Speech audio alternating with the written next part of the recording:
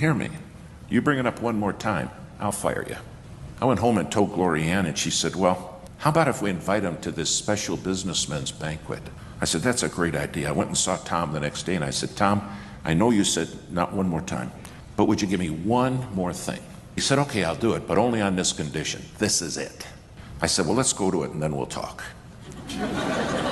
We went to the banquet, Pastor. It was a great night. And it got time for the speaker to stand up. I have never heard anybody so confused and disorganized and a complete lack of eloquence as this speaker. He got up in front of all these men and he started by saying, I've never done this before, and I don't think they should have asked me to do this. And he repeated that 3 times. Then he got into his notes and he kept getting confused. And when he was going through his notes, a little bit of wind came across and they flew off on the floor. And he said, oh no, I'll never get them organized again. So I'll just have to read them in the order that I pick them up.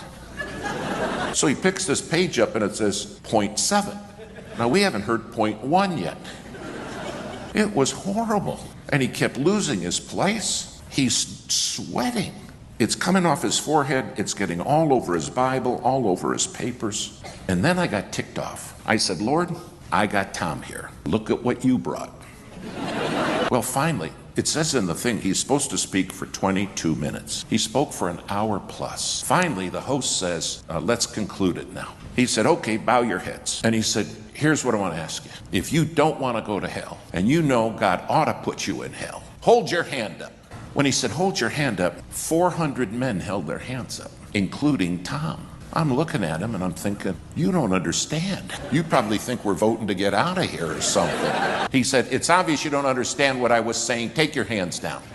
And I thought, don't say that. It takes forever to get them up. And he did the whole thing again, only louder. And he said, you don't want to go to hell, and you know God ought to put you in hell because you're a sinner, but you want Jesus to save you tonight. Hold your hand up. That's what I meant. And all the hands went up again. And I'm looking at my friend Tom, and Tom's crying. Tears are coming down. And he looked at me and he said, David, is this what you've been trying to tell me? And I said, well, kinda. Maybe not exactly, but kinda. That night, just under 500 men came to the altar and got saved. When it was all done, this young man, the speaker, came up to me and he said, Brother Gibbs, I'm no good at this. I told God, if I don't have your power, I got nothing. And he said, Brother Gibbs, I was terrified tonight, but God took over. Pride makes us think we can do it. And if I just had your help a little bit, Lord, we could do a lot. And God says, stop it. Draw nigh to God, and he'll draw nigh to you. He said, David, you